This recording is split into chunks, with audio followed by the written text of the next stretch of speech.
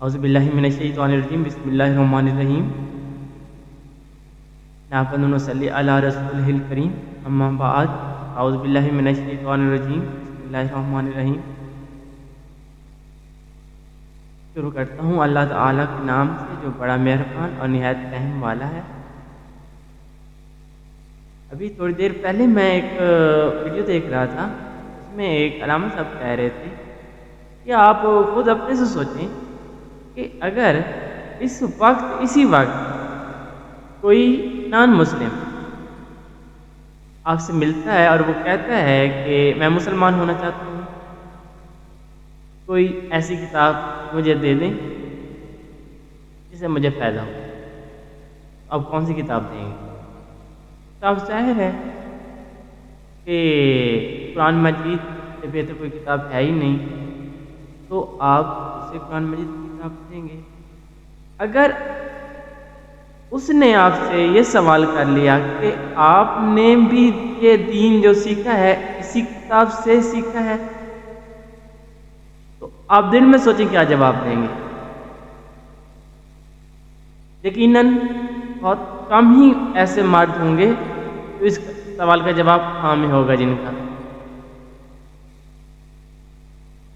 ہم نے قرآن مجید کو چھوڑ دیا ہے، اسی وجہ سے ہم دنیا میں ذلیل و رسوا ہو رہے ہیں۔ رسول پاک آخرت میں بھی اپنی امت سے یہ شکوہ رکھیں گے کہ میری امت نے قرآن مجید چھوڑ دیا تھا، تو کیا جواب دیں گے؟ کبھی سوچا ہے؟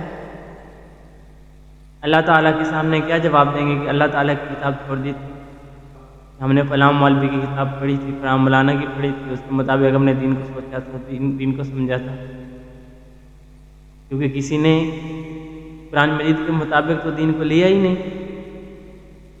کوئی کسی مولوی کا پیروکار ہے، کوئی کسی مولانا کا پیروکار ہے، کوئی کسی کو مانتا ہے، کوئی کسی کو مانتا ہے۔ اللہ تعالیٰ نے جو فرمایا ہے وہ اس کو کوئی دیکھ نہیں رہا، کیونکہ اللہ تعالیٰ قرآن مجید میں فرماتا ہے کہ اللہ تعالیٰ کے راستے کو مضبوط سے تھامے رکھو اور فرقے میں نہ پڑو۔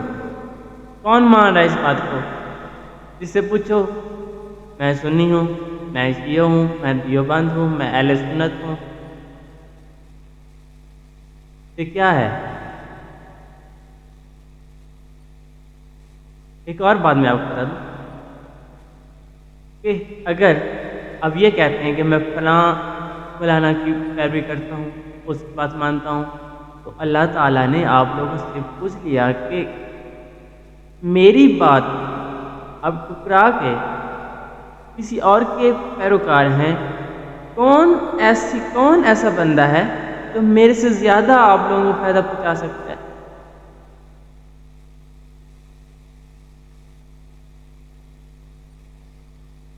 ہم نے تو اللہ تعالیٰ کے گھر کی بھی تقسیم کر دی۔ مسجد اللہ تعالیٰ کا گھر ہے، جس سے پوچھا جائے یہ کسی مسجد پوائنٹ آؤٹ کر کے پوچھا جائے کہ یہ کون سی مسجد ہے، یہ شیعوں کی مسجد ہے، یہ سنیوں کی مسجد ہے، یہ وہابیوں کی مسجد ہے، یہ کیا ہے؟ خدارا دین کو مذاق نہ بنائے۔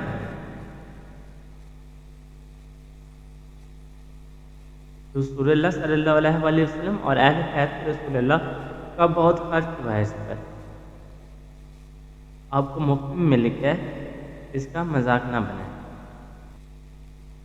ہم اپنی ڈیلی لائف میں دیکھتے ہیں لوگ کاروبار کرتے ہیں، کسی نے اپنے کاروبار کا نام اپنے فرقے کے نام سے رکھا نہیں، لیکن اللہ صلی اللہ علیہ وسلم نے ساری زندگی تبلیغ کی ہے اور اہل بیت نے شہادتیں دی ہیں، زندگی گزاری ہیں۔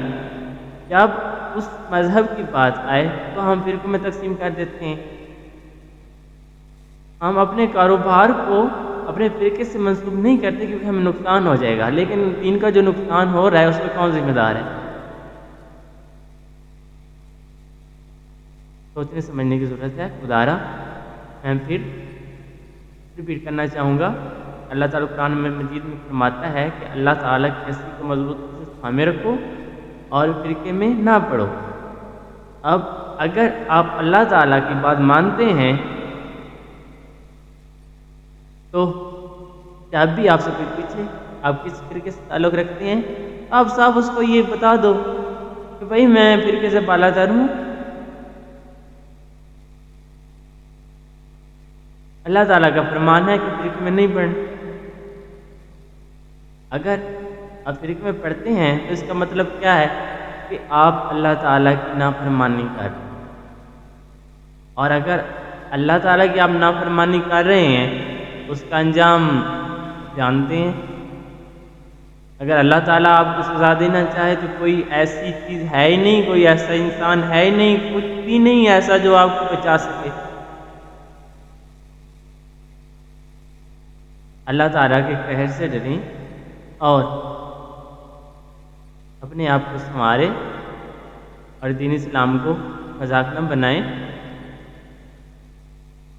امید کرتا ہوں آپ تو کوئی بات بری نہیں لگی ہوگی. اگر میری طرف سے کوئی بات بری لگی ہو تو میں معذرت کرتا ہوں اور اپنی زندگی کو قرآن مجید کے اصولوں سے گزاریں گے. السلام.